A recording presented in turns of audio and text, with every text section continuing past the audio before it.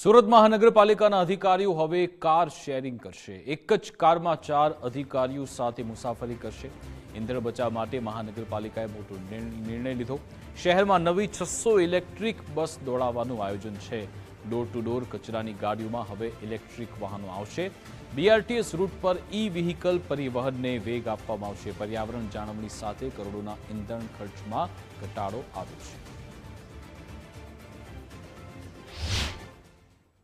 આ જે મોટા શહેર છે એની અંદર જે હજારો કર્મચારીઓ કામ કરે છે, અધિકારીઓ પણ કામ કરે છે, એ લોકો પોતાની રોજિંદા કામગીરીમાં ઘરેથી કચેરી સુધી આવવા માટેનું અને પાછું જવા માટેનું તથા ફિલ્ડ વિઝિટમાં જ્યારે પણ અધિકારીઓને જવાની જરૂર પડે છે તેમાં પણ ગ્રુપિંગ કરીને જે ગાડીઓની શેરિંગ કાર પુલિંગ કરવાની નક્કી કર્યું છે।